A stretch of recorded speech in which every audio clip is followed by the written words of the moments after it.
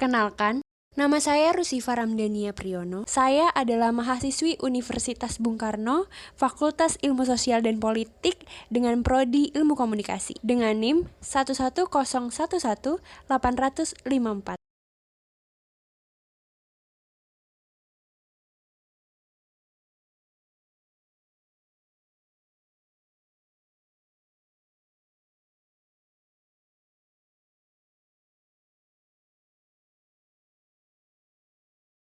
Pada video kali ini, saya akan membahas mengenai eksistensi public relation di Indonesia era new normal.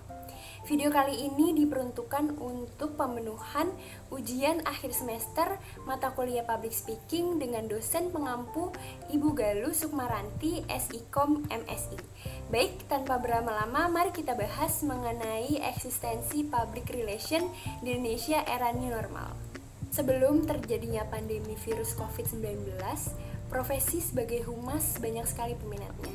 Selain keren, profesi ini memang menjanjikan sekaligus menantang. Secara garis besar, PR adalah penghubung perusahaan atau organisasi dengan masyarakat sehingga sering disebut sebagai humas yang merupakan singkatan dari hubungan masyarakat. Profesi PR ada kalanya memang harus berinteraksi langsung dengan masyarakat, turun mendekat, dan berinteraksi membina hubungan yang membuat kesan yang positif. Namun, pada era komunikasi 4.0 seperti ini, profesi PR ada kalanya hadir di balik layar dan hadir kepada masyarakat melalui ide-ide yang difasilitasi dengan teknologi. Banyak program PR didesain untuk membangun interaksi secara virtual. Didukung oleh keadaan seperti sekarang ini, semua kegiatan secara langsung di luar dan di dalam ruangan dibatasi oleh protokol kesehatan. Pada akhirnya mengharuskan seorang PR harus pandai-pandai mendesain program PR untuk tetap berinteraksi dengan masyarakat. Dengan membangun interaksi secara virtual, contohnya. Profesi PR di Indonesia pada era new normal memang sangat diperlukan untuk menopang perusahaan dalam mewujudkan kinerja maksimal di tengah pesatnya informasi dan komunikasi serta kondisi baru pandemi virus COVID-19. Pada dasarnya, era new normal mengedepankan interaksi secara online. Tantangan public relation saat ini adalah bagaimana tetap relevan dengan stakeholder di tengah ketidakpastian. Bagaimana mengatur timing komunikasi yang tepat di tengah pergerakan tren yang tidak menentu dan serba cepat. Harus tetap berinteraksi dengan masyarakat dengan membangun interaksi secara virtual. Bagaimana memilih dan memaksimalkan penggunaan media platform yang sesuai dengan objektif komunikasi. Dengan begitu, kebijakan jaga jarak fisik memaksa praktisi PR untuk melakukan berbagai aktivitasnya secara mandiri.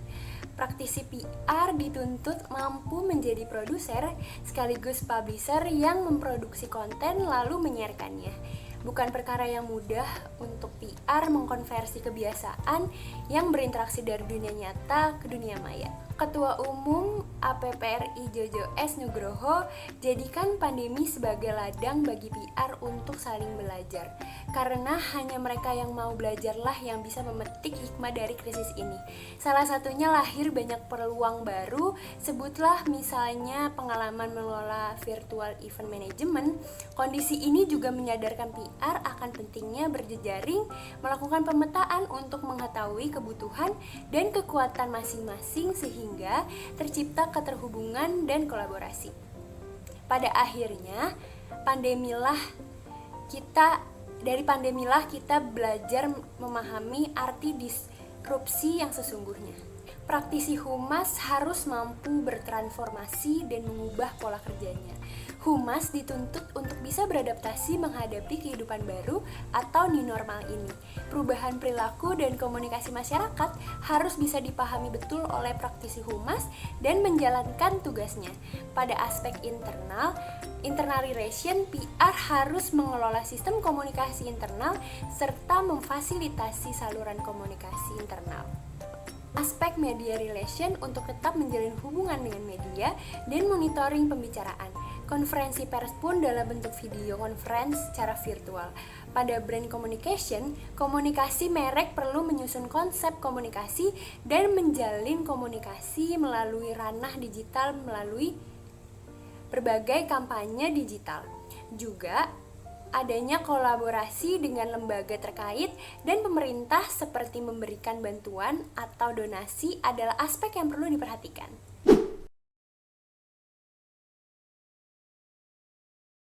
Seperti yang sudah dipaparkan bahwa praktisi humas harus mampu bertransformasi dan mengubah pola kerjanya.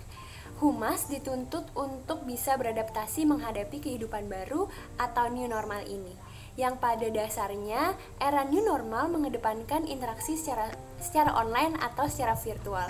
Dengan begitu, kebijakan jaga jarak fisik memaksa praktisi PR untuk melakukan berbagai aktivitasnya secara mandiri. Situasi pandemi juga memaksa praktisi PR untuk melakukan berbagai aktivitasnya secara mandiri. Apalagi dengan adanya himbauan jaga jarak fisik dan minim kegiatan tatap muka. Praktisi PR dituntut mampu menjadi produser sekaligus publisher, memproduksi konten lalu menyiarkannya. Berikut adalah kata Ketua Umum BPP Perhumas Agung Laksamana. Alasannya, wartawan tidak memungkinkan melakukan peliputan secara langsung selama pandemi. Mereka juga harus bisa berpikir layaknya jurnalis cetak yang mampu menentukan angle berita, membuat berita yang berisi dan layak tayang, bahkan hingga menjadi tajuk utama atau headline. Sebagai jurnalis TV yang mampu menarik perhatian melalui video kurang dari 10 detik. Itu artinya storyboard harus dirancang praktis namun pesannya tetap sampai dan bermanfaat dengan syarat agar konten atau video menarik harus mengandung unsur storytelling. Penerapan konsep cyber public relation ini dapat memainkan peran yang lebih luas. Selain sebagai sarana penyebaran informasi, juga dapat dimanfaatkan untuk membentuk dan membangun citra yang positif bagi perusahaan. Akhirnya kita sampai di penghujung video. Terima kasih untuk teman-teman yang sudah mau menonton video ini sampai habis. Semoga materi yang saya paparkan bisa bermanfaat untuk teman-teman semuanya. Sampai jumpa di video selanjutnya.